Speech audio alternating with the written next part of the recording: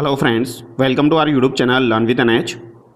आज के शानदार वीडियो के अंदर हम दोस्तों कक्षा 10 की जो आपकी किताब है राजस्थान का इतिहास एवं संस्कृति, इसके बारे में चर्चा करने वाले हैं। कल के वीडियो में हम सभ्यता वाला जो टॉपिक थे उसको कंप्लीट कर चुके थे। आज के वीडियो में हम राजपूतों की उत्पत्ति के बारे में और मेवाड़ का जो आपका संपूर्ण इतिहास है इसके बारे में चर्चा करने वाले हैं। इसी वीडियो के अंतर्गत मैं आपको राजपूतों की उत्पत्ति और मेवाड़ का इतिहास जो है ये पूरा समझा दूंगा। और ये सारा सब कुछ जो हम देखने वाले हैं ये वन लाइनर फॉर्मेट में हम पढ़ने वाले हैं, यानी पहले सवाल रहेगा फिर उसका आंसर रहेगा, ताकि आपको याद करने में थोड़ी आसानी रहेगी। तो जो भी विद्यार्थी राजस्थान के अंदर किसी भी एग्ज़ाम की तैयारी कर रहे हैं, आप इन वीडियोज़ को ज़रूर देखिए। यहाँ से आपको काफ़ी ज़्यादा फ़ायदा मिलेगा, क्योंकि आरपीएससी और आरएसएम एसएसबी के द्वारा जो सवाल बनाए जाते हैं ये आपकी कक्षा 10 की किताब से ज़्यादातर बनाए जाते हैं। तो कक्षा 10 की किताब जो है ये तो आपको बिल्कुल रटी हुई होनी चाहिए, लाइन टू लाइन आपको याद होनी चाहिए।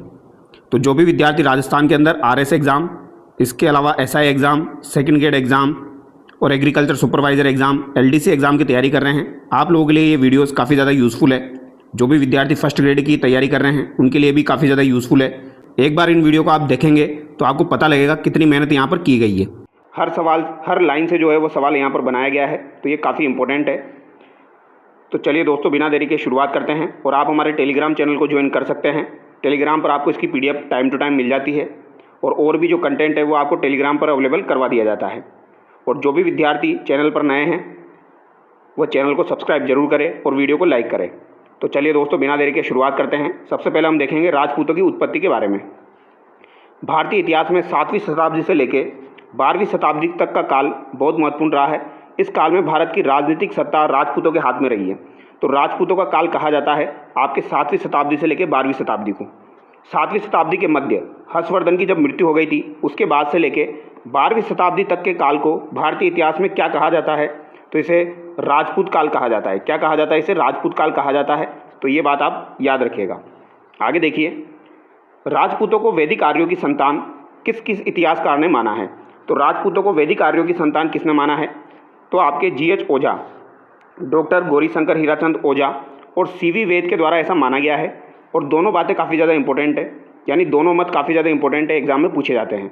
तो अगर आपसे कभी भी एग्जाम में बोला जाए वैदिक आर्यों की संतान किसके द्वारा कहा गया है, तो ये डॉक्टर गौरीशंकर हीराचंद ओझा के द्वारा और सीवी वेद के द्वारा कहा गया है। आगे देखिए, डॉक्टर ओझा के अनुसार राजपूतों का संबंध प्राचीन काल के किन लोगों से है? तो डॉक्टर ओझा के अनुसार राजपूतों का संबंध प्राचीन काल में किन से हो जाएगा? तो ये क्षत्रियों से यहाँ पर हो जाएगा। तो ये बात आपको ध्यान रखनी है। अभी हमने ऊपर क्या देखा? अभी हमने देखा था वैदिक आर्यों की संतान इन्होंने कहा है, ठीक है, जीएच ओझा ने। तो जीएच ओझा ने इन्हें वैदिक क्षत्रिय माना है, ये बात आपको ध्यान रखनी है। आगे देखिए, राजपूतों की उत्पत्ति अग्निकुंड से हुई है, यह सिद्धांत सर्वप्रथम किसने और किस ग्रंथ में प्रस्तुत किया? तो राजपूतों की उत्पत्ति अग्निकुंड से हुई है, यह सिद्धांत चंद्रबरदाई के द्वारा दिया गया था अपने प्रसिद्ध ग्रंथ पृथ्वीराज रासों में। चंद्रबरदाई जो थे ये आपके पृथ्वीराज थड़ के दरबारी कवि थे। पृथ्वीराज थड़ जो थे इनके दरबारी कवि थे, ये बात आपको ध्यान रखनी है। इनका जो ओरिजिनल नाम था वो पृथ्वी भट्ट था, और चंद्रबरदाई का जो जन्म हुआ था ये कहाँ पर हुआ था? लाहौर में हुआ था। इनके द्वारा ग्रंथ लिखा गया था पृथ्वीराज रासो। तो पृथ्वीराज रासो में ऐसा बताया गया है अग्निकुंड सिद्धांत के बारे में। अब आगे देखिए, चंद्रबरदाई के ग्रंथ पृथ्वीराज रासो के अनुसार ऋषि वशिष्ठ ने राक्षसों के संहार के लिए किस पर्वत पर यज्ञ किया था? तो पृथ्वीराज रासो के अनुसार जो ऋषि वशिष्ठ थे ये क्या करते थे? यज्ञ किया करते थे। तो इनके यज्ञ को जो है नुकसान पहुंचाते थे राक्षस।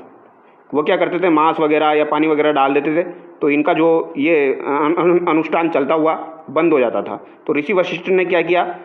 कुछ जो आपके प्रतिहार, परमार, चालुक्य जो थे ये उत्पन्न किए, लेकिन इनसे भी जब काम नहीं चला तो फिर चौहान भी उत्पन्न किए, और चौहान इनमें सबसे ज़्यादा शक्तिशाली माने गए। तो सबसे ज़्यादा शक्तिशाली यहाँ पर कौन माने गए? तो सबसे ज़्यादा शक्तिशाली यहाँ पर चौहान माने गए हैं। ये बात भी आपको ध्यान रखनी है, एग्जाम में पूछी जा सकती है। तो इन्होंने यज्ञ कहाँ पर किया था? तो आबू पर्वत पर किया था। और वशिष्ठ ने इस अग्निकुंड से कौन सी 4 राजपूत जातियाँ उत्पन्न की थी? तो नाम पूछा जाए तो ध्यान रखना, प्रतिहार, परमार, चालुक्य और चौहान। चालुक्य को सोलंकी भी बोल दिया जाता है। तो प्रतिहार, परमार, चालुक्य और चौहान, ये आपको ध्यान रखने हैं। कभी कभार इनका क्रम भी पूछा जा सकता है, तो याद रखिएगा। अग्निकुंड के सिद्धांत का समर्थन किन अन्य विद्वानों ने किया? तो अग्निकुंड के सिद्धांत का समर्थन जो है ये सूर्यमल मिश्रण के द्वारा भी किया गया है, और मोनोद नैणसी के द्वारा भी ये समर्थन किया गया है। तो मोनोद नैणसी और सूर्यमल मिश्रण के द्वारा ये समर्थन यहाँ पर किया गया। आगे देखिए, इतिहासकार डॉक्टर दशरथ शर्मा ने राजपूतों की उत्पत्ति को किस मत को स्वीकार नहीं किया है? तो दशरथ शर्मा ने राजपूतों की किस उत्पत्ति के मत को स्वीकार नहीं किया है?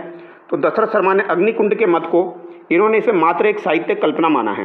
तो डॉक्टर दशरथ शर्मा ने जो अग्निकुंड से जो मत हुआ है, अग्निकुंड का जो मत है, इसको स्वीकार नहीं किया है, ये बात आपको ध्यान रखनी है। ठीक है, तो अग्निकुंड के मत को दशरथ शर्मा के अनुसार स्वीकार नहीं किया गया है, इन्होंने मात्र इसको एक साहित्यिक कल्पना माना है। प्रसिद्ध इतिहासकार डॉक्टर कानूनगो ने राजपूतों की उत्पत्ति के संबंध में किस मत का खंडन किया? तो अग्निकुंड के मत का इन्होंने खंडन किया है। ठीक है, इनके अनुसार भी ये जो वर्तमान में है इसको नहीं माना जा सकता है। राजपूतों को ब्राह्मणों से उत्पन्न मानने वाले प्रमुख इतिहासकार कौन कौन हैं? तो ब्राह्मणों से उत्पन्न मानने वाले प्रमुख इतिहासकार आपको ध्यान रखना है, एक तो आपके डॉक्टर भंडारकर है और एक आपके डॉक्टर गोपीनाथ शर्मा हैं। तो डॉक्टर गोपीनाथ शर्मा और आपके डॉक्टर भंडारकर, ये भंडारकर काफ़ी ज़्यादा एग्जाम में पूछे जाते हैं। इन्होंने जो है नागर ब्राह्मणों से इनकी उत्पत्ति मानी है राजपूतों की, और गोपीनाथ शर्मा का भी आपको ध्यान रखना है, इन्होंने भी ब्राह्मणों से उत्पत्ति को माना है।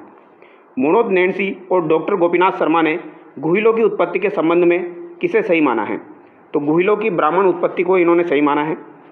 डॉक्टर भंडारकर ने किस ग्रंथों के आधार पर गुहिलों को नागर ब्राह्मण माना है? तो डॉक्टर भंडारकर ने जो है गुहिलों को नागर ब्राह्मण माना है, ये किस आधार पर माना है? तो महाराणा कुंभा की जो रसिक प्रिया है, जो जयदेव की एक आपकी गीत गोविंद पर टीका लिखी है, और एक लिंग महात्म्य के आधार पर इन्होंने ऐसा माना है। क्योंकि कुंभा ने जो आपका रसिक प्रिया पर जो टीका लिखी या रसिक प्रिया लिखा, तो वहाँ पर भी कुंभा ने भी ये माना है कि गुहिल जो है ये आपके कहाँ से उत्पन्न हुए हैं? ब्राह्मणों से उत्पन्न हुए हैं, ऐसा इन्होंने माना है। ठीक है, और जयदेव की गीत गोविंद टीका में भी ऐसा लिखा हुआ है। आगे देखिए, जयदेव के गीत गोविंद पर कुंभा द्वारा रचित टीका रसिक प्रिया ने किस बात को स्वीकार किया? तो रसिक प्रिया जो है ये कुंभा के द्वारा जो टीका लिखी गई है, ठीक है, कुंभा द्वारा जो रचित टीका है वो रसिक प्रिया लिखी गई गीत गोविंद पर। तो जयदेव की गीत गोविंद पर ये टीका लिखी गई थी। ठीक है, तो इन्होंने यहाँ पर माना है गुहिलों को नागर ब्राह्मण होने के मत को स्वीकार किया है। किसने स्वीकार किया है ये? तो ये राणा कुंभा ने स्वीकार किया है। ये बात आपको ध्यान रखनी इंपॉर्टेंट है। कक्षा 10 की किताब में जितना आपका जो है थ्योरी दी गई है वो सारी थ्योरी मैंने यहाँ पर कवर करने की कोशिश की है। इस पीडीएफ को बनाने में मैं आपको बता रहा हूँ काफ़ी ज़्यादा मेहनत लगती है। 6 पेज को कवर करने में मैं आपको बता रहा हूँ पूरा दिन लग जाता है। डॉक्टर दशरथ शर्मा ने किस शिलालेख के आधार पर चौहानों को ब्राह्मण वंश से उत्पन्न माना है? तो डॉक्टर दशरथ शर्मा ने किस शिलालेख के आधार पर चौहानों को ब्राह्मण वंश से उत्पन्न माना है? तो बिजोलिया शिलालेख 1170 ईस्वी के आधार पर, जिसमें इन्हें वत्स गोत्रीय ब्राह्मण बताया गया है, उसके आधार पर इन्होंने चौहानों को ब्राह्मण वंश का माना है। ठीक है, तो याद रखिएगा, पूछा जाए चौहानों को ब्राह्मण वंश का जो माना है वो बिजोलिया शिलालेख 1170 के आधार पर डॉक्टर दशरथ शर्मा ने माना है। कौन से प्रसिद्ध इतिहासकार राजपूतों की ब्राह्मण उत्पत्ति के सिद्धांत को पूरी तरह नकारते हैं? तो ब्राह्मण उत्पत्ति के सिद्धांत को पूरी तरह नकारते हैं राजपूतों के, तो ये कौन हो जाएंगे? GH ओझा यहाँ पर हो जाएंगे। राजपूतों को विदेशी जातियों की संतान मानने वाले प्रमुख अंग्रेज इतिहासकार कौन हैं? तो कर्नल जेम्स टोड राजपूतों को विदेशी जातियों की संतान मानते हैं, क्योंकि इनका मानना था उस समय जो है विदेशी यहाँ पर आए थे और यहाँ पर रहने लग गए थे, तो उसी समय इनका ये जो है उत्पन्न हुए थे, तो इनका मानना ये विदेशी जातियों से उत्पन्न हुए हैं। कर्नल टोड ने राजपूतों को मुख्य रूप से किन विदेशी जातियों की संतान बताया है? तो कर्नल टोड ने इन्हें शक और सीतियन जातियों की संतान बताया है। तो शक और सीतियन जातियों की संतान किसने बताया? तो एक कर्नल टोड के द्वारा बताया गया है। कर्नल टोड ने राजपूतों और शक और सीतियनों के बीच कौन सी समानताएं बताए हैं जिनके आधार पर उन्होंने ये सिद्धांत दिया? तो सती प्रथा, अश्वमेव यज्ञ का प्रचलन, मदपान यानी शराब पीना, और शस्त्रों की पूजा। तो इस आधार पर इन्होंने ऐसा माना है। तो शक और सीतियन से उत्पन्न किसने माना? कर्नल टोड ने माना। आगे देखिए, कर्नल जेम्स टोड के विदेशी उत्पत्ति के सिद्धांत का समर्थन किस अन्य विद्वान ने किया? तो कर्नल जेम्स टोड के विदेशी उत्पत्ति के सिद्धांत का समर्थन विलियम क्रुक ने भी किया है। तो ये बात भी आपको ध्यान रखनी है, विलियम क्रुक के द्वारा भी ये किया गया है। इतिहासकार V.A. स्मिथ जो है, इन्होंने राजपूतों को किस विदेशी जाति की संतान माना है? तो V.A. स्मिथ ने इन्हें हूणों की संतान माना है। V.A. स्मिथ ने क्या माना है भैया? हूणों की संतान इनको माना है। ये बात आपको ध्यान रखनी है, इंपॉर्टेंट है। ठीक है, शक और सीतियन कर्नल टोड, हूणों की संतान किसने माना है? V.A. स्मिथ ने माना है। और अलेक्जेंडर कनिंगम जो है, इन्होंने राजपूतों को किस विदेशी जाति यूची कबीले से संबंधित बताया है? तो इन्हें कुषाण जाति से संबंधित बताया है। किसने बताया है? अलेक्जेंडर कनिंगम ने। तो ये तीनों नाम आपको ध्यान रखने हैं, किसने क्या माना है। कर्नल टोड ने तो शक और सीतियन माना है, और कर्नल जेम्स टोड का समर्थन किसने किया? विलियम क्रुक ने किया। और V.A. स्मिथ ने हूणों का माना है। अलेक्जेंडर कनिंगम ने कुषाण जाति से इन्हें उत्पन्न माना है, यूची कबीले से। ठीक है, अब हम देखेंगे मेवाड़ का इतिहास। ठीक है, यानी गुहिलों का इतिहास हम देखेंगे, और साथ ही साथ सिसोदियों का इतिहास भी हम यहाँ पर देखने वाले हैं। मेवाड़ का इतिहास विश्व के सबसे लंबे और गौरवशाली राजवंशों में से एक है। बप्पा रावल ने ही मेवाड़ में सोने के सिक्के चलाए थे। तो बप्पा रावल के द्वारा मेवाड़ में सोने के सिक्के भी चलाए गए थे, ये भी आपको ध्यान रखना है। ठीक है, ये आपको क्लास 10 की किताब में देखने को नहीं मिलेगा, ये मैंने मेरी तरफ से ऐड किया है, क्योंकि इंपॉर्टेंट है, मुझे ऐसा लगता है एग्जाम में पूछा जा सकता है। राजस्थान के इतिहास में किस रियासत का इतिहास सबसे लंबा, गौरवशाली और महत्वपूर्ण माना जाता है? तो मेवाड़ का इतिहास। मेवाड़ में गुहिल वंश की स्थापना किसने और कब की थी? तो गुहिल यानी गुहादित्य के द्वारा लगभग 566 ईस्वी में ये की गई थी। तो गुहादित्य के द्वारा गुहिल वंश की स्थापना की गई थी 566 ईस्वी में। ये पूछा जा सकता है, इसको याद रखिएगा। गुहिल वंश की उत्पत्ति के बारे में मुगल दरबारी अब्बुल फजल ने क्या कहा? तो गुहिल वंश की उत्पत्ति के बारे में अब्बुल फजल ने क्या कहा है, ये भी इंपॉर्टेंट है, एग्जाम में पूछा जा चुका है। अब्बुल फजल ने जो गुहिलों का उत्पन्न है वह ईरान के शासक नौसेका आदिल की संतान से बताया है। तो नौसेका आदिल की संतान से इन्होंने बताया है, ये आपको ध्यान रखना है, ईरान के शासक थे। ठीक है, अब आगे देखिए, कर्नल जेम्स टोड ने गुहिलों का संबंध कहाँ के शासकों से जोड़ा है? तो कर्नल जेम्स टोड ने गुहिलों का जो संबंध है ये वल्लभी गुजरात से जोड़ा है। तो कर्नल जेम्स टोड ने जो है गुहिलों का संबंध किससे जोड़ा है? वल्लभी गुजरात से जोड़ा है। वेरी वेरी इंपॉर्टेंट है, अगर आप चेक करना चाहो तो ये आपके RSM SSB का जो पेपर है उसमें पूछा जा चुका है, इंपॉर्टेंट सवाल है और कक्षा 10 की किताब में ये बाकायदा दिया गया है। बप्पा रावल को कालभोज के नाम से जाना जाता था, का शासनकाल मेवाड़ में कब से कब तक माना जाता है? तो बप्पा रावल का जो शासनकाल है ये 734 ईस्वी से लेके 753 ईस्वी माना जाता है। कितना माना जाता है? 734 ईस्वी से लेके 753 ईस्वी इनका काल माना जाता है। बप्पा रावल के बचपन का मूल नाम क्या था? तो कालभोज यहाँ पर हो जाएगा। कविराज श्यामल दास के प्रसिद्ध ग्रंथ वीर विनोद के अनुसार बप्पा क्या है? तो जो आपके श्यामल दास हुए थे उनके द्वारा एक पुस्तक लिखी गई थी, एक ग्रंथ लिखा गया था वीर विनोद। तो इसमें इन्होंने बप्पा को क्या माना है?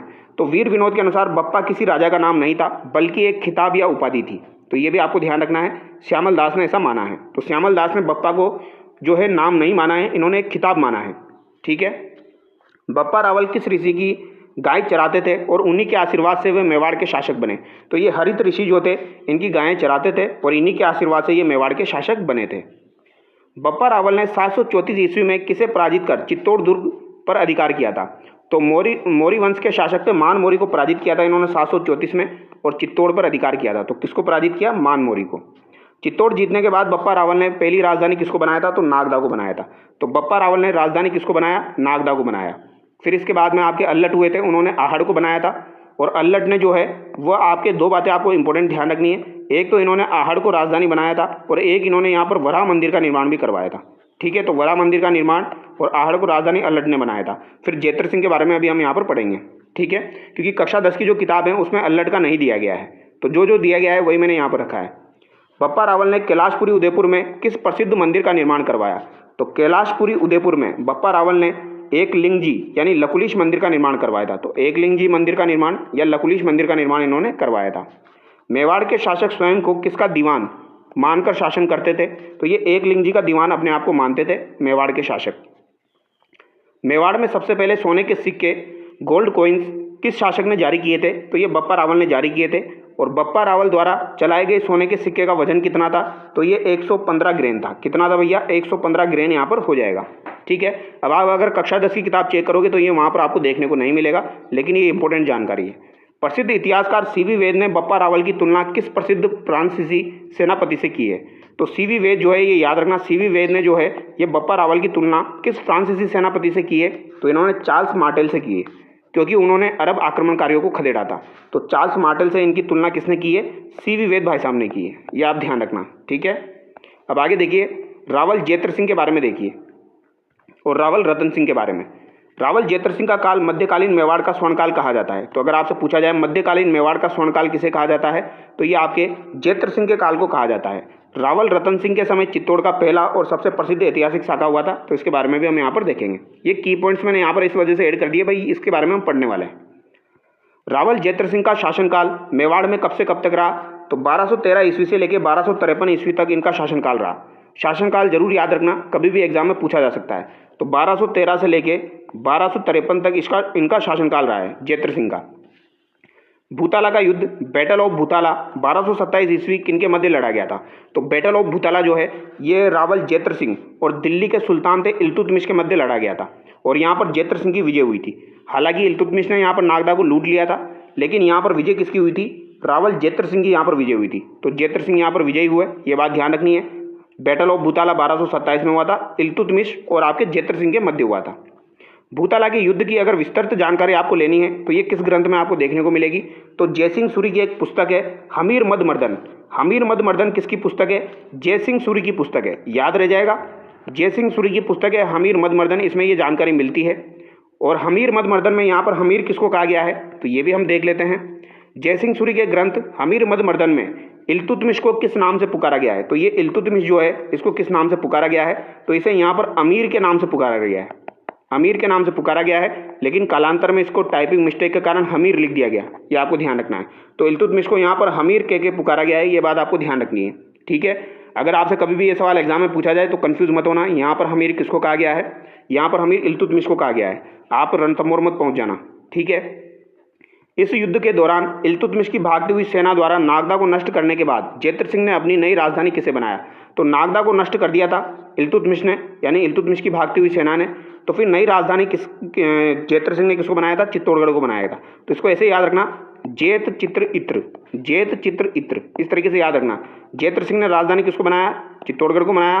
और इल्तुतमिश के साथ इनका युद्ध हुआ था भूतला का 1227 में। इतिहासकार डॉक्टर दशरथ शर्मा ने रावल जेत्र सिंह के शासनकाल को क्या संज्ञा दी है? तो मध्यकालीन मेवाड़ का स्वर्णकाल इन्होंने कहा है। मेवाड़ की रावल शाखा का अंतिम शासक रावल रतन सिंह का शासनकाल कब से कब तक रहा? तो रावल रतन सिंह का शासनकाल जो है ये 1301 से आपका 1303 रहा है। इसको एक कर लेना आप, 1301 से कितना रहा है? ये आपका 1303 रहा है, ठीक है। दिल्ली के सुल्तान अलाउद्दीन खिलजी ने रावल रतन सिंह के समय चित्तौड़ पर जो ऐतिहासिक आक्रमण किया था वो कब किया था? तो ये आपका 1303 में किया था। बेसिक जानकारी है। अलाउद्दीन खिलजी के चित्तौड़ आक्रमण के प्रमुख कारण क्या थे? तो अलाउद्दीन खिलजी के चित्तौड़ आक्रमण के प्रमुख कारण अलाउद्दीन खिलजी की साम्राज्यवादी महत्वाकांक्षा, चित्तौड़ का सामरिक और व्यापारिक महत्व था, क्योंकि चित्तौड़गढ़ जो है यह आपके दिल्ली और गुजरात वाले रास्ते में पड़ता था, तो इसका सामरिक और व्यापारिक महत्व था। और रानी पद्मिनी को पाने की लालसा भी थी। तो ये रीजन यहाँ पर बताए गए हैं। रानी पद्मिनी की कहानी का विस्तृत वर्णन 1540 ईस्वी में किस कवि ने और किस ग्रंथ में किया? तो 1540 ईस्वी में एक पुस्तक लिखी गई थी जिसका नाम था पद्मावत। क्या नाम था? पद्मावत। पद्मावत नाम था। ये किसके द्वारा लिखी गई थी? ये मल्लिक मोहम्मद जायसी के द्वारा लिखी गई थी। और ये कब लिखी गई थी? 1540 में। यानी कि ये जो आपका शाखा था ये तो बहुत पहले हो गया था, लेकिन ये किताब काफ़ी बाद में लिखी गई है। और जो आपके ये पद्मावत लिखी गई है ये किसके द्वारा लिखी गई? मल्लिक मोहम्मद जायसी के द्वारा। ये किसके दरबार में था? तो ये भी याद रखना, ये शेरशाह सूरी के दरबार में था। शेरशाह सूरी के दरबार में था आपका मल्लिक मोहम्मद जायसी। ये बात भी आपको ध्यान रखनी है, इंपॉर्टेंट है। 1303 ईस्वी के युद्ध में रावल रतन सिंह के किन दो वीर सेनापतियों ने अद्भुत शौर्य प्रदर्शन करते हुए वीर गति प्राप्त की थी? तो गोरा बादल ने यहाँ पर वीर गति प्राप्त की थी। ये बात आपको ध्यान रखनी है। चित्तौड़ का प्रथम शाखा, फर्स्ट शाखा ऑफ चित्तौड़ कब हुआ? इसमें महिलाओं ने किसके नेतृत्व में जोहर किया? तो यहाँ पर रानी पद्मिनी के नेतृत्व में जोहर किया था सन 1303 में। ये बात ध्यान रखना, 1303 में रानी पद्मिनी के नेतृत्व में ही यहाँ पर जोहर हुआ था। लगभग 1600 महिलाओं ने यहाँ पर किया था। चित्तौड़ पर अधिकार करने के बाद अलाउद्दीन खिलजी ने इनका नाम बदलकर क्या रख दिया? तो यहाँ पर चित्तौड़ का नाम बदलकर इसका नाम रख दिया था खिजराबाद, और अपने पुत्र खिजर खां को ये दे दिया था। तो अपने पुत्र खिजर खां को देने के कारण इसका नाम क्या रख दिया? खिजराबाद रख दिया। अलाउद्दीन खिलजी के चित्तौड़ आक्रमण के समय कौन सा प्रसिद्ध दरबारी कवि वहाँ मौजूद था जिसने इसका सजीव वर्णन किया है? खजाइन उल फतू में। तो ये बात आप याद रखिएगा दोस्तों। एक नाम था आपका अमीर खुसरो। तो अमीर खुसरो के द्वारा क्या लिखी गई? आपकी खजाइन उल फतू लिखी गई है। क्या लिखी गई? खजाइन उल फतू यहाँ पर लिखी गई है, ये आपको ध्यान रखनी है। तो ये खजाइन उल फतू में आपके चित्तौड़ आक्रमण का वर्णन मिलता है। तो ये इंपॉर्टेंट है, ये पूछी जा सकती है। अब आगे देखिए, सिसोदिया वंश राणा हमीर से महाराणा मोकल तक। रावल शाखा के अंत के बाद सिसोदा गांव के जागीरदार राणा हमीर ने पुनः चित्तौड़ पर अधिकार किया और यहीं से मेवाड़ सिसोदिया वंश राणा शाखा की शुरुआत हुई। फिर यहाँ पर डायरेक्टली जो हम जंप करते हैं वो राणा हमीर पर जंप करते हैं, क्योंकि कक्षा 10 की किताब में राणा हमीर के बारे में ही दिया गया है। तो राणा हमीर का शासनकाल मेवाड़ में कब से कब तक रहा? तो ये 1326 ईस्वी से लेकर आपके 1364 ईस्वी तक रहा। ठीक है, 1326 से 1364 ईस्वी तक ये रहा है। ये बात आपको ध्यान रखनी है। तो ये शासनकाल पूछा जा सकता है, क्योंकि इंपॉर्टेंट है। आजकल शासनकाल भी पूछ लेते हैं। 1326 से 1364। राणा हमीर मेवाड़ के किस ठिकाने गांव के जागीरदार थे जिसके कारण उनका वंश सिसोदिया कहलाया? तो ये सिसोदा गांव के जागीरदार थे, इसी वजह से ये सिसोदिया कहलाए थे। राणा हमीर ने 1326 में किसे पराजित कर चित्तौड़ पर पुनः अधिकार किया था? तो इन्होंने मालदेव सोनगरा का पुत्र था बनवीर सोनगरा, जिसे जयसा के नाम से जानते थे। इसको पराजित करके इन्होंने 1326 में जो है आपके चित्तौड़ पर अधिकार किया था हमीर सिसोदिया ने। यह आपको ध्यान रखना है। कुंभलगढ़ प्रशस्ति में राणा हमीर को क्या पहचान या उपाधि दी गई है? तो कुंभलगढ़ प्रशस्ति में जो है राणा हमीर को विषम घाटी पंचानन बताया गया है, विकट आक्रमणों में सिंह के समान। तो विकट आक्रमणों में सिंह के समान यानी विषम घाटी पंचानन किस प्रशस्ति में कहा गया है? कुंभलगढ़ प्रशस्ति में कहा गया है। राणा कुंभा द्वारा रचित रसिक प्रिया में राणा हमीर को क्या कहा गया है? तो रसिक प्रिया जो है ये महाराणा कुंभा के द्वारा लिखी गई थी। इसमें राणा हमीर को क्या कहा गया है? वीर राजा बताया गया है। क्या बताया गया है? वीर राजा बताया गया है। पूछा जा सकता है एग्जाम में। सिंगोली बांसवाड़ा के युद्ध में राणा हमीर ने दिल्ली के किस सुल्तान को पराजित किया था? अब ये डिटेल जो है ये आपको क्लास 10 की किताब में बाकायदा लिखी हुई है। हालांकि ये नहीं लिखा हुआ है सिंगोली का युद्ध कब हुआ था, तो मैं आपको बता देता हूँ। सिंगोली का युद्ध ये आपका 1336 में हुआ था। कब हुआ था? 1336 में हुआ था। सिंगोली बांसवाड़ा में पड़ता है। तो यहाँ पर राणा हमीर और आपके मोहम्मद बिन तुगलक के मध्य ये युद्ध हुआ था। किस किस के मध्य हुआ था ये याद रखना आप। तो राणा हमीर और मोहम्मद बिन तुगलक के मध्य हुआ था, क्योंकि ये क्लास 10 की किताब में दिया गया है। महाराणा लाखा का शासनकाल कब से कब तक रहा? तो 1382 ईस्वी से लेकर 1421 तक रहा। तो 1382 से लेकर 1421 ईस्वी तक जो है ये महाराणा लाखा का शासनकाल रहा है। और इनका शासनकाल काफ़ी बार एग्जाम में ऑलरेडी पूछा जा चुका है। 1382 से लेकर 1421। किस महाराणा के समय जांवर व चांदी की विशाल खानें निकली थी? तो महाराणा लाखा के समय निकली थी।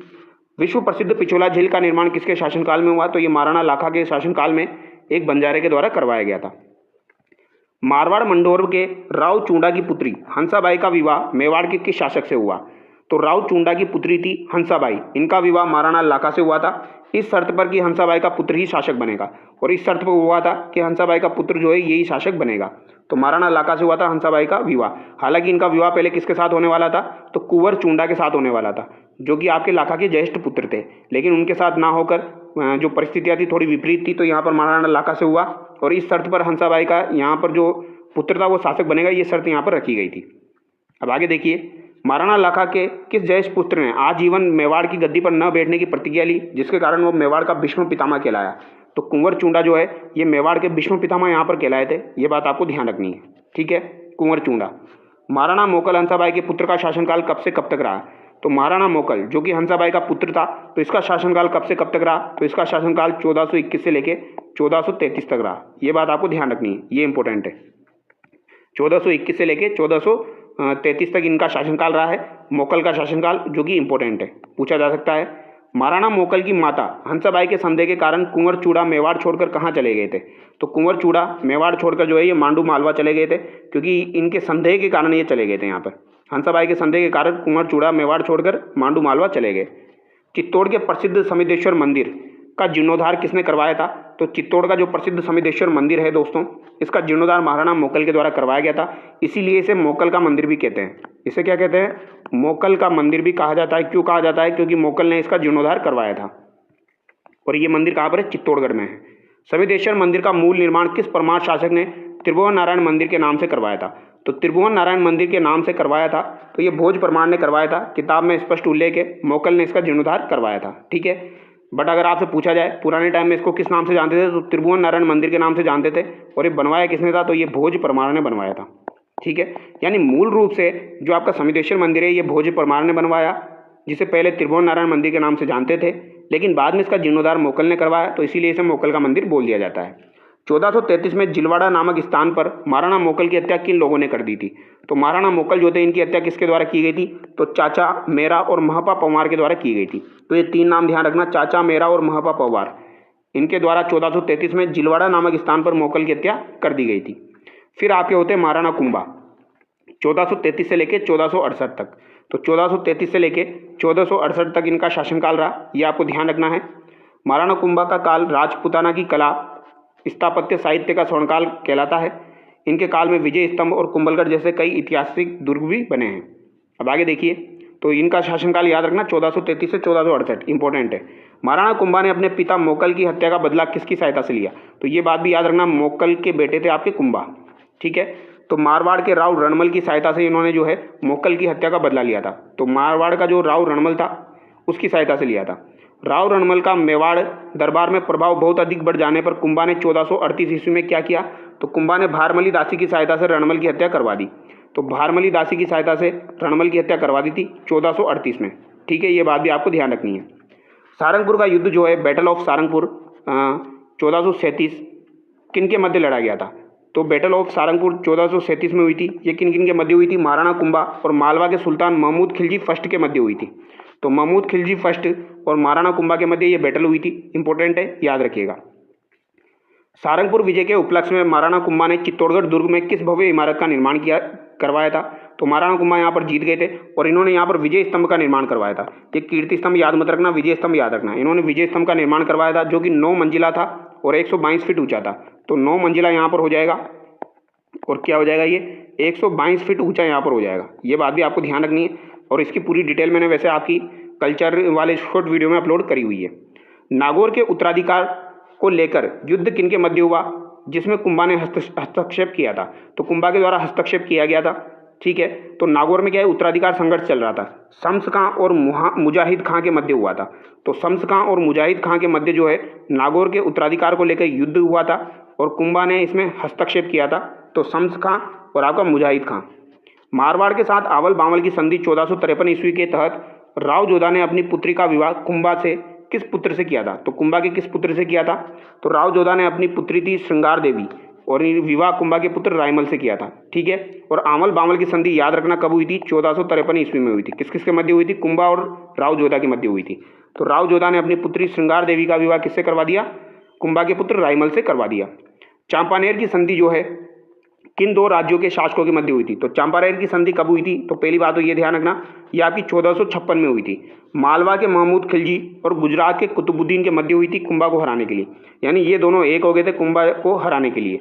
तो मालवा के महमूद खिलजी और गुजरात के कुतुबुद्दीन, ये याद रखना, महमूद खिलजी तो मालवा का हो जाएगा और गुजरात का क्या हो जाएगा? कुतुबुद्दीन हो जाएगा। ये दोनों एक हो गए कुंभा को हराने के लिए। और फिर 1457 में बदनौर का युद्ध हुआ, यानी इन दोनों ने मिलकर आक्रमण किया। कुंभा ने किनकी संयुक्त सेना को बुरी तरह पराजित किया? तो मालवा और गुजरात की संयुक्त सेना को इन्होंने पराजित किया। मालवा का कौन हो जाएगा? महमूद खिलजी। गुजरात का कौन हो जाएगा? कुतुबुद्दीन। ठीक है, तो याद रखना बदनौर का युद्ध पूछा जाए तो कब हुआ था? 1457 में हुआ था। चंपानेर की संधि 1456 में हुई थी। आवल बावल की संधि 1453 में हुई थी। कवि राजा श्यामल दास जो है, इनकी पुस्तक वीर विनोद के अनुसार मेवाड़ में आपके जो 84 दुर्गों में से कितने दुर्गों का निर्माण महाराणा कुंभा ने करवाया था? तो लगभग 32 दुर्गों का निर्माण जो है ये महाराणा कुंभा के द्वारा करवाया गया था, जिसमें कुंभलगढ़ इंपॉर्टेंट है, अचलगढ़ सिरोही, मचान दुर्ग, बसंती दुर्ग भी आपको ध्यान रखना है। मचान दुर्ग, बसंती दुर्ग, अचलगढ़ ये किनके द्वारा बनाए गए?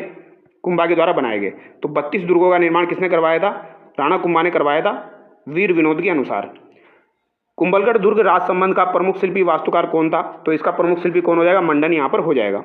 महाराणा कुंभा ने चित्तौड़गढ़ दुर्ग में किन प्रमुख मंदिरों इमारतों का निर्माण करवाया था? तो महाराणा कुंभा ने श्रृंगार चौरी मंदिर, कुंभ स्वामी मंदिर और विजय स्तंभ का निर्माण करवाया था।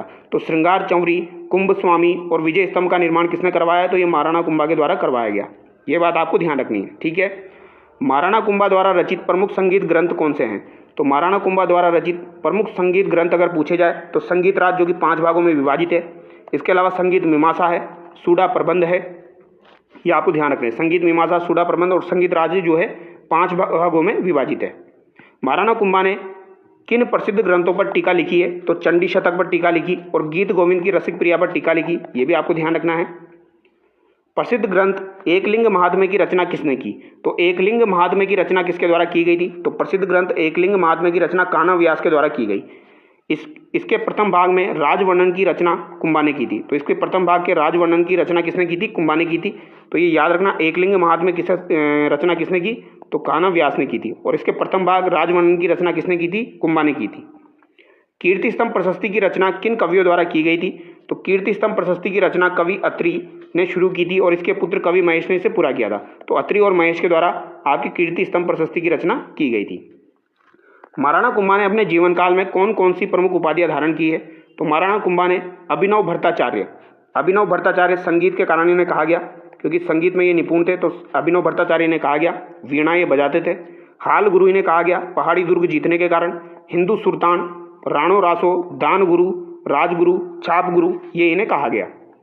अपने जीवन के अंतिम दिनों में महाराणा कुंभा किस गंभीर रोग से ग्रसित हो गए थे? तो ये उन्माद रोग से ग्रसित हो गए थे। ये बात आपको ध्यान रखनी। कौन सा रोग हो गया था इन्हें? उन्माद रोग हो गया था। क्लास 10 की किताब में दिया गया है। महाराणा कुंभा की मृत्यु कब और कैसे हुई?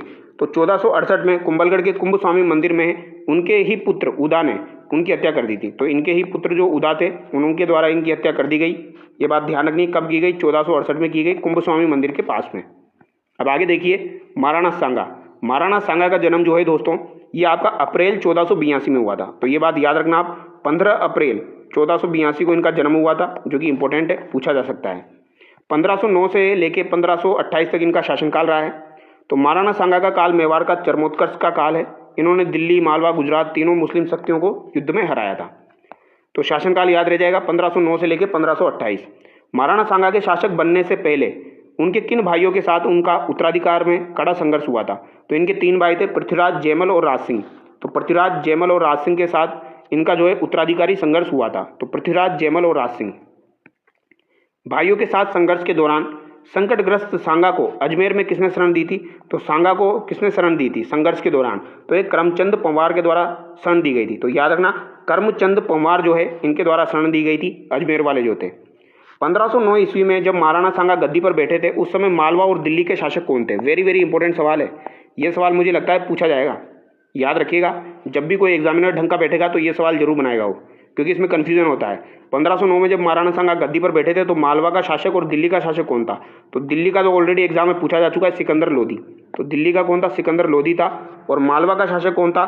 तो सुल्तान नसीरुद्दीन था। कौन था भैया? सुल्तान नसीरुद्दीन, ये याद रखना।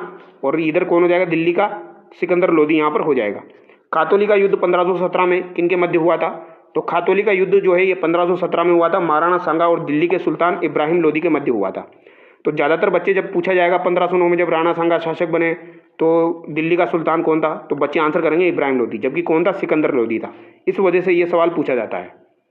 तो याद रखिएगा, खातौली का जो युद्ध हुआ था ये तो महाराणा सांगा और दिल्ली के सुल्तान इब्राहिम लोदी के मध्य हुआ था, और सांगा की यहाँ पर विजय हुई थी। इब्राहिम लोदी के साथ इन्होंने 2 युद्ध लड़े थे, और एक बाड़ी का युद्ध हुआ 1518 में। महाराणा सांगा ने इब्राहिम लोदी की सेना को यहाँ पर हराया था। तो धौलपुर जिले में बाड़ी नामक स्थान पर लोदी की सेना का नेतृत्व मियाँ माखन ने किया था। तो इब्राहिम लोदी की सेना का नेतृत्व किसने किया था? यहाँ पर मियाँ माखन ने किया था। ठीक है, धौलपुर जिले के बाड़ी नामक स्थान पर हुआ था बाड़ी का युद्ध 1518 में। यानी पहले खातौली का हुआ, फिर आपका बाड़ी का हुआ, फिर आपका जो है अब यहाँ पर आगे देखिए, मालवा चंदेरी के मेदिनी राय ने भागकर किसकी शरण ली और क्यों ली? महाराणा सांगा से शरण ली थी। किसने ली थी? मेदिनी राय ने। मेदिनी राय ने जो है ये किससे शरण ली थी? महाराणा सांगा से शरण ली थी, क्योंकि मालवा के सुल्तान महमूद खिलजी द्वितीय ने उसे उसके पद से हटा दिया था। तो मालवा के सुल्तान जो थे महमूद खिलजी द्वितीय, अब यहाँ पर फर्स्ट नहीं है, यहाँ पर कौन से? द्वितीय है। ये बात ध्यान रखनी है, ठीक है। तो उन्होंने अपने पद से हटा दिया, तो मेदिनी राय जो है महाराणा सांगा के पास शरण लेने आ गया, ये बात ध्यान रखनी है। फिर गागरोन का युद्ध हुआ 1519 में, महाराणा सांगा और मालवा के सुल्तान महमूद खिलजी द्वितीय के मध्य, और सांगा ने उसे बंदी बना लिया। तो ये बात आपको ध्यान रखनी है, सांगा ने उसे बंदी बना लिया, ठीक है। यानी यहाँ पर भी महाराणा सांगा की विजय हुई, और ये युद्ध कब हुआ था? 1519 में हुआ था, ठीक है। अब आगे देखिए, फरवरी 1527 में बयाना के युद्ध में सांगा की सेना ने किसकी सेना को बुरी तरह पराजित किया था?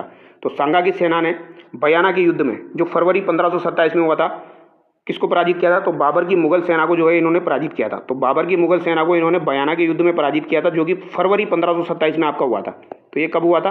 ये फरवरी 1527 में हुआ था। फिर इसके ही 1 महीने बाद खानवा का युद्ध हुआ 17 मार्च 1527 को। खानवा का युद्ध हुआ 17 मार्च 1527 को भरतपुर की रूपवास तहसील में। तो ये याद रखना, कहाँ पर हुआ था ये खानवा का युद्ध? भरतपुर की रूपवास तहसील में हुआ था, ठीक है। खानवा के युद्ध में बाबर की विजय के मुख्य कारण क्या थे? तो खानवा के युद्ध में बाबर की विजय के मुख्य कारण थे बाबर का तोपखाना, उसकी युद्ध की तुलगुमा पद्धति। तो ये याद रखना, तुलगुमा पद्धति और तोपखाना, ये दोनों एग्जाम में पूछे जाते हैं, तुलगुमा पद्धति और तोपखाना। खानवा के युद्ध में महाराणा सांगा का साथ देने वाले प्रमुख मुस्लिम सेनापति कौन थे? तो महाराणा सांगा का साथ देने वाले प्रमुख मुस्लिम सेनापति थे आपके हसन खां मेवाती, और इब्राहिम लोदी का भाई था महमूद लोदी। तो ये ध्यान रखना, हसन खां मेवाती और महमूद लोदी। खानवा के युद्ध में सांगा का साथ देने वाले प्रमुख राजपूत शासक कौन थे? तो एक तो मारवाड़ का मालदेव था, ठीक है। मारवाड़ का मालदेव यहाँ पर आया था गंगा सिंह के कहने पर। तो उस समय शासक कौन थे? गंगा सिंह थे। तो ये याद रखना है, उस समय शासक आपके मारवाड़ के गंगा सिंह थे, लेकिन नेतृत्व किसने किया था? मालदेव ने किया था। आमेर का पृथ्वीराज आया था, तो ये बात ध्यान रखनी है। ईडर का राजा भारमल था, मेड़ता का वीरमदेव था, वागड़ डूंगरपुर का रावल उदय सिंह था, और सलूम्बर के रावत खेत सिंह भी यहाँ पर साथ देने आए थे। खानवा के युद्ध में महाराणा सांगा घायल हो गए, तो युद्ध के मैदान में उनका राजमुकुट किसने धारण किया था? तो झाला अज्जा ने उनका राजमुकुट धारण किया था। वेरी वेरी इंपॉर्टेंट है। घायल महाराणा सांगा को उन्हीं के सामंतों ने किस स्थान पर जहर दे दिया था? तो महाराणा सांगा को उन्हीं के साथियों ने जहर दे दिया गया था, क्योंकि ये हार मानने को तैयार नहीं थे, ये वापस युद्ध करना चाहते थे। तो कालपी नामक स्थान पर इनको जो है वो जहर दे दिया गया था। और महाराणा सांगा की मृत्यु कब और कहाँ हुई? तो इनकी मृत्यु जो है ये 30 जनवरी 1528 को बसवा दौसा में हुई थी और इनकी छतरी मांडलगढ़ में बनी हुई है। तो याद रखना इनकी मृत्यु कहाँ पर हुई थी? बसवा दौसा में हुई, ये बात आपको ध्यान रखनी है। और मांडलगढ़ भीलवाड़ा में जो है इनकी आपकी छतरी बनी हुई है। और 30 जनवरी 1528 भी याद रखना, पूछा जा सकता है। ठीक है, डेट यहाँ पर काफ़ी ज़्यादा इंपॉर्टेंट है। महाराणा सांगा की मृत्यु के बाद मेवाड़ की गद्दी पर क्रमशः कौन से शासक बैठे थे? तो महाराणा सांगा की जब मृत्यु हो गई थी तो इसके पहले तो सबसे पहले तो महाराणा रतन सिंह बैठे 1528 से 1531 तक। तो 1528 से लेके 1531 तक कौन बैठे थे? आपके रतन सिंह बैठे थे। और ये सवाल 2 से 3 बार एग्जाम में आ चुका है। क्यों पूछा जाता है? क्योंकि क्लास 10 की किताब में ये एक लाइन लिखी हुई है और वहीं से सवाल बना देते हैं। उनके बाद महाराणा विक्रमादित्य बने 1531 से लेकर 1536 तक। तो दोनों बातें याद रखना, सांगा के बाद रतन सिंह बने, फिर विक्रमादित्य बने। ठीक है, अब हम देखेंगे महाराणा उदय सिंह 1537 से 1572। अब देखो यहाँ पर 1537 से 1572 ही लिखा हुआ है, तो मैंने वही लिखा है यहाँ पर। और उसके बाद जो है सांगा के बाद यहाँ पर महाराणा सांगा के बाद उदय सिंह की डिटेल ही दी गई है। तो मैं यहाँ पर उदय सिंह की डिटेल ही ले रहा हूँ। बीच की डिटेल मैंने इसकी क्यों करी? क्योंकि क्लास 10 की किताब में नहीं दी गई है। ठीक है, तो हम क्लास 10 की किताब को कवर कर रहे हैं, तो उसी हिसाब से कवर कर रहे हैं। पन्नादाय के अभूतपूर्व बलिदान और चित्तौड़गढ़ के तीसरे साके के कारण महाराणा उदय सिंह का काल ऐतिहासिक रूप से अत्यधिक चर्चित रहा है। ठीक है, तो महाराणा उदय सिंह का शासनकाल याद रखना 1537 से 1572। ठीक है, 37 से 72। दासीपुत्र बनवीर ने महाराणा विक्रमादित्य की हत्या कर दी थी। तो दासीपुत्र जो बनवीर था उसने विक्रमादित्य की हत्या कर दी थी। बनवीर किसका पुत्र था? तो बनवीर उड़ना राजकुमार पृथ्वीराज की एक दासी का पुत्र था। तो बनवीर जो है ये उड़ना राजकुमार पृथ्वीराज की एक दासी का पुत्र था, ये आप ध्यान रखना। ठीक है, तो उड़ना राजकुमार जो थे पृथ्वीराज, इनकी एक दासी का पुत्र था बनवीर। और बनवीर ने जो है ये विक्रमादित्य की हत्या कर दी थी। ठीक है, हालांकि विक्रमादित्य के काल में भी दोस्तों एक आपका शाखा हुआ था 1534-35 में, जब आपके बहादुर शाह ने आक्रमण किया था यहाँ पर, तो वो भी आपको ध्यान रखना है। आगे देखिए, बालक उदय सिंह की जान बचाने के लिए अपनी स्वामी भक्ति का परिचय देते हुए पन्नाधाय ने अपने पुत्र का बलिदान दिया। तो अपने पुत्र चंदन का बलिदान दिया था उदय सिंह को बचाते हुए। महाराणा उदय सिंह का राज्याभिषेक पहली बार कब और कहाँ हुआ? तो 1537 ईस्वी में इनका राज्याभिषेक कुंभलगढ़ दुर्ग में, जहाँ पन्नाधाय ने उन्हें सुरक्षित पहुंचाया था, यहाँ पर हुआ था। और किसके सहयोग से हुआ था? तो ये मालदेव के सहयोग से हुआ था। ये भी आपको ध्यान रखना है। ठीक है, मालदेव के सहयोग से हुआ था 1537 में। महाराणा उदय सिंह ने 1540 ईस्वी में मावली के युद्ध में किसे पराजित कर चित्तौड़ पर अधिकार किया?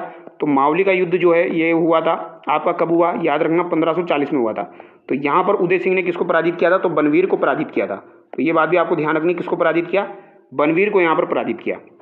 उदयपुर शहर की स्थापना किस वर्ष और किसने की थी? तो उदयपुर शहर की स्थापना 1559 में हुई थी। महाराणा उदय सिंह ने यहाँ पर की थी। इन्होंने उदय सागर झील और मोती मगरी महलों का निर्माण भी यहाँ पर करवाया था। तो उदय सागर झील और मोती मगरी महलों का निर्माण इन्होंने करवाया। 1559 में उदयपुर की स्थापना हुई थी और 1459 में आपके मारवाड़ जोधपुर की स्थापना हुई थी, राव जोधा के द्वारा की गई थी। अकबर ने चित्तौड़ पर अपना ऐतिहासिक आक्रमण कब किया था? तो ये आपका फरवरी 1567-68 के आसपास किया था। ये आपको ध्यान रखना है दोस्तों, इंपॉर्टेंट है। तो 1567-68 जो है यहाँ पर दिया गया है, ये अक्टूबर में किया था। अक्टूबर 1568 में यहाँ पर आक्रमण हुआ था। एग्जैक्ट डेट अगर पूछी जाए तो ये भी आप ध्यान रखना। ठीक है, एग्जैक्ट डेट इसकी एक बार चेकआउट कर लेना। क्लास 10 की किताब में नहीं दी गई है, तो मैंने यहाँ पर 1567-68 ही रखा है। आगे देखिए, अकबर के आक्रमण के समय महाराणा उदय सिंह चित्तौड़ दुर्ग की रक्षा का भार किन 2 वीर सेनापतियों को सौंपकर गिरवा की पहाड़ियों में चले गए थे? तो अकबर के द्वारा जब आक्रमण हुआ था 1567 में, तो यहाँ पर 2 वीर थे, जैमल और फत्ता। इन्होंने मोर्चा यहाँ पर संभाला था। फत्ता जो है ये केलवा के सामंत थे। तो केलवा के सामंत थे फत्ता, और फत्ता की जो पत्नी थी फूल कंवर, इनके नेतृत्व में ही यहाँ पर जौहर हुआ था। ये बात भी आपको ध्यान रखनी है। तो 1568 में चित्तौड़गढ़ साके में राजपूत महिलाओं का नेतृत्व किसने किया? जौहर का। तो ये फत्ता की पत्नी फूल कंवर ने किया था। ठीक है, 2 वीर सेनापति जैमल और फत्ता यहाँ पर हो जाएंगे। हालांकि यहाँ पर वीर कल्लाजी जो थे उन्होंने भी बहुत बड़ा योगदान दिया था। जैमल और फत्ता की वीरता से मुग्ध होकर अकबर ने उनकी हाथियों पर सवार मूर्तियां कहाँ लगवाई थी? तो हाथियों पर सवार मूर्तियां जो है अकबर के द्वारा कहाँ पर लगाई गई थी? तो ये आगरा के किले में लगवाई गई थी। ये क्लास 10 की किताब में दिया गया है, तो पूछा जा सकता है। अब हम देखेंगे महाराणा प्रताप के बारे में। 1572 से लेकर 1597 तक इनका शासनकाल रहा है, और इनके जो की पॉइंट्स है वो क्या हो जाएंगे? जैसे हल्दीघाटी का युद्ध, महाराणा प्रताप का स्वाधीनता संघर्ष राजस्थान के इतिहास का स्वर्णिम पृष्ठ है। प्रताप ने घास की रोटियां खाना स्वीकार किया, लेकिन मुगलों की अधीनता स्वीकार नहीं की। महाराणा प्रताप का शासनकाल 1572 से लेकर 1597 तक याद रखना। महाराणा प्रताप का जन्म कब और कहाँ हुआ था? तो इनका जन्म 9 मई 1540 को कुंभलगढ़ दुर्ग के बादल महल में जूना कचहरी में हुआ था। और माता इनकी कौन हो जाएगी? जयवंता बाई हो जाएगी। पिता इनके कौन हो जाएंगे? उदय सिंह हो जाएंगे। ठीक है, माता जयवंता बाई है। बादल महल जूना कचहरी में इनका जन्म हुआ, कुंभलगढ़ दुर्ग में 9 मई 1540 को हुआ था। तो ये बात भी याद रखना, पूछा जा सकता है। ठीक है, 9 मई 1540 को हुआ था और ज्येष्ठ महीने में हुआ था। महाराणा प्रताप का प्रथम राज्याभिषेक 28 फरवरी 1572 को कहाँ और किस दिन हुआ? तो 28 फरवरी 1572 को इनका राज्याभिषेक हुआ था, तो ये गोगुंदा में हुआ था। तो 28 फरवरी भी याद रख लेना, यहाँ पर एग्जैक्ट डेट इंपॉर्टेंट है। 28 फरवरी 1572 यहाँ पर इंपॉर्टेंट है, तो एग्जैक्ट डेट याद रख लेना। 28 फरवरी 1572 को गोगुंदा में इनका राज्याभिषेक हुआ था। होली के दिन इनका विधिवत राज्याभिषेक कुंभलगढ़ में हुआ था। अकबर द्वारा प्रताप को समझाने भेजे गए 4 दूतों का सही क्रम क्या है? तो 4 शिष्टमंडल भेजे गए थे। तो इसमें एक तो आपका जलाल खां है, एक मान सिंह है, एक भगवंत दास है, एक टोडरमल है। 2 तो आपके 1572 में आ गए थे, एक आपका 1573 का है, ये लास्ट का, ये भी शायद आपके 1573 के हैं। ठीक है, तो जलाल खां, मान सिंह, भगवंत दास, टोडरमल। तो इसे हम कैसे याद रखते हैं? जमा भट्टों से याद रखते हैं। कैसे याद रखते हैं? जमा भट्टों से याद रखते हैं।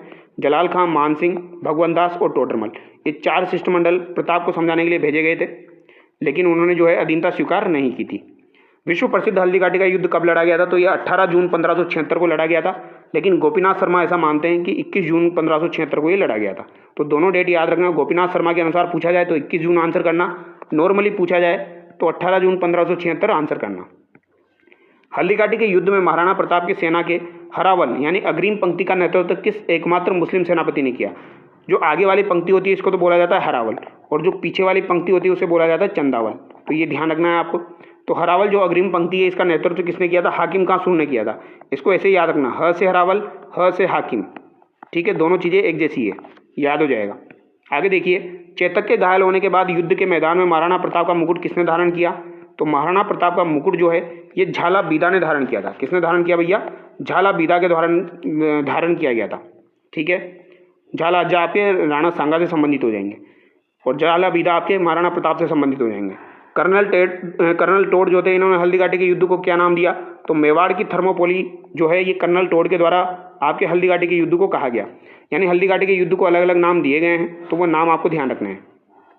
हल्दी घाटी युद्ध के बाद अकबर ने महाराणा प्रताप को पकड़ने के लिए शाहबाज खां को कितनी बार भेजा था? तो शाहबाज खां को 3 बार भेजा था, 1577 में, 1578 में और 1579 में। ठीक है, तो शाहबाज खां को कितनी बार भेजा महाराणा प्रताप को पकड़ने के लिए? तो याद रखना 3 बार भेजा था। अकबर ने महाराणा प्रताप के विरुद्ध अपना अंतिम जो आक्रमण है 1584 में किसके नेतृत्व में भेजा था? तो ये जगन्नाथ कछवा के नेतृत्व में भेजा था। ये बात आपको ध्यान रखनी है। अब यहाँ पर एक चीज़ मैं आपको बता देता हूँ, जैसे हल्दी घाटी के युद्ध को खमनोर का युद्ध किसने कहा? तो ये याद रखना, खमनोर का युद्ध किसने कहा? तो खमनोर का युद्ध जो है ये अब्बुल फजल ने कहा है। किसने कहा है? अब्बुल फजल ने कहा है। ये चीज़ यहाँ पर स्किप हो गई तो मैं यहाँ पर लिख देता हूँ, अब्बुल फजल ने कहा है। ठीक है, गोगुंदा का युद्ध किसने कहा है हल्दी घाटी के युद्ध को? तो ये बंदायूनी ने कहा है। बंदायूनी ने गोगुंदा का युद्ध इसे कहा है और मेवाड़ की थर्मोपोली कर्नल टोड ने इसे कहा है। ठीक है, बादशाह बाग का युद्ध किसने कहा है? तो बादशाह बाग का युद्ध अगर आपसे पूछा जाए तो ये किसने कहा है? तो ये आपके जो है आदर्शी लाल श्रीवास्तव के द्वारा कहा गया है। किसने कहा है? आदर्शी लाल श्रीवास्तव ने इसे बादशाह बाग का युद्ध कहा है। तो ये 4 नाम याद रखना आप। मेवाड़ की थर्मोपोली कर्नल टोड ने कहा, खमनोर का युद्ध अब्बुल फजल ने कहा, गोगुंदा का युद्ध बंदायूनी ने कहा, और बंदायूनी जो था ये इस युद्ध में उपस्थित था। इस युद्ध में उपस्थित था यानी आंखों देखा वर्णन इसका किया गया है। और बादशाह बाग का युद्ध किसने कहा है? आदर्शी लाल श्रीवास्तव ने यहाँ पर कहा है। ठीक है, अकबर ने महाराणा प्रताप के विरुद्ध अपना अंतिम अभियान 1584-85 में भेजा था जगन्नाथ कछवा के नेतृत्व में। वेरी वेरी इंपॉर्टेंट है। तो अंतिम अभियान किसके नेतृत्व में भेजा? जगन्नाथ कछवा के नेतृत्व में। दिवेर का युद्ध 1582 में महाराणा प्रताप ने किस मुगल अधिकारी को बुरी तरह हराया और मार गिराया? तो 1582 में महाराणा प्रताप ने किस मुगल अधिकारी को बुरी तरह हराया और मार गिराया? तो सुल्तान खां को जो है ये आपके महाराणा प्रताप के पुत्र अमर सिंह ने जो है चीर दिया था। ये बात आपको ध्यान रखनी है। टोड ने इसे क्या कहा? मेवाड़ का मैराथन कहा। तो दिवेर के युद्ध को कर्नल टोड के द्वारा क्या कहा गया? तो दिवेर के युद्ध को कर्नल टोड के द्वारा मेवाड़ का मैराथन कहा गया। ठीक है, और सुल्तान खां को किसने मारा था? तो अमर सिंह ने मारा था। महाराणा प्रताप की मृत्यु कब और कैसे हुई? तो 19 जनवरी 1597 को चावंड में धनुष की प्रत्यंचा चढ़ाते समय अंदरूनी चोट लगने के कारण हुई थी। तो कब हुई थी? 19 जनवरी 1597 को हुई थी। ये बात आपको ध्यान रखनी है। महाराणा अमर सिंह और राज सिंह, तो मुगलों में लंबी लड़ाई के बाद मेवाड़ मुगल संधि जो है ये अमर सिंह के काल में हुई। राज सिंह द्वारा औरंगजेब का कड़ा विरोध किया गया। तो इस अध्याय के बारे में हम यहाँ पर देखेंगे। महाराणा अमर सिंह का शासनकाल कब से कब तक है? तो 1597 से लेकर 1620 तक ये शासनकाल इनका रहा है। 1597 से लेकर 1620 तक। मुगलों की ओर से 1613 ईस्वी में मेवाड़ अभियान का नेतृत्व किस शहजादे ने किया जिसके दबाव में अंततः मेवाड़ मुगल संधि हुई? तो ये शहजादा खुर्रम ने यहाँ पर किया था। तो मेवाड़ अभियान का नेतृत्व किसने किया? शहजादा खुर्रम ने किया था 1613 में। मेवाड़ मुगल संधि कब और किन के मध्य हुई? तो मेवाड़ मुगल संधि जो है ये 5 फरवरी 1615 को हुई थी। कब हुई थी दोस्तों? 5 फरवरी 1615 को हुई थी और महाराणा अमर सिंह और आपके जहांगीर के मध्य हुई थी, खुर्रम के माध्यम से। तो अमर सिंह और जहांगीर के मध्य हुई थी। कब हुई थी? एग्जैक्ट डेट याद रखना इसकी, 5 फरवरी 1615 को हुई थी। अमर सिंह ने किसके दबाव में आकर ये संधि की थी? तो कर्ण सिंह के दबाव में आकर ये संधि की थी। ये भी आपको ध्यान रखना है, पूछा जा सकता है। महाराणा राज सिंह का शासनकाल कब से कब तक रहा? तो शासनकाल महाराणा राज सिंह का आपका 1652 से 1680 तक रहा है। तो 1652 से 1680 तक ये शासनकाल रहा है। 1658 ईस्वी में मुगलों के उत्तराधिकारी के समय औरंगजेब ने राज सिंह से सहायता मांगी। तब राज सिंह ने क्या किया? राज सिंह ने टाल मटोल कर दी, तटस्थ रहे और कोई सहायता नहीं दी। तो 1658 में जो है मुगलों के बीच में उत्तराधिकार संघर्ष हुआ था। तो उस समय राज सिंह ने किसी का भी साथ यहाँ पर नहीं दिया था। ये बात आपको ध्यान रखनी है। इनका काल याद रखना, 1652 से 1680। औरंगजेब के शासक बनने के बाद महाराणा राज सिंह को कितने का मनसब प्रदान किया था? तो 6000 जात और 6000 सवार यहाँ पर प्रदान किए गए थे। महाराणा राज सिंह जो थे इन्होंने 2 शासक के साथ काम किया। एक तो शाहजहाँ के साथ भी इन्होंने काम किया और एक आपके औरंगजेब के साथ भी इन्होंने काम किया। तो ये बात आप याद रखनी है, ये पूछा जा सकता है आपसे, भाई शाहजहाँ और औरंगजेब के साथ काम किसने किया था? तो राज सिंह ने यहाँ पर किया था। 1660 ईस्वी में महाराणा राज सिंह ने औरंगजेब के विरोध के बावजूद कहाँ की राजकुमारी से विवाह किया था? तो महाराणा राज सिंह ने 1660 में किशनगढ़ की राजकुमारी चारुमती से विवाह किया था और चारुमती से विवाह करने के कारण औरंगजेब इनसे नाराज हो गया था। फिर आपका आता है 1679 में औरंगजेब द्वारा हिंदुओं पर लगाए गए किस टैक्स का राज सिंह ने कड़ा विरोध किया था? तो ये टैक्स कब लगाया गया था? 1679 में लगाया गया था। टैक्स का नाम क्या था? जजिया कर यहाँ पर लगाया गया था। तो इसका कड़ा विरोध किसने किया था? राज सिंह ने यहाँ पर किया था। औरंगजेब की मूर्तियों को तोड़ने की नीति के विरोध में राज सिंह ने कहाँ कहाँ मूर्तियों की स्थापना करवाकर मंदिर बनवाए?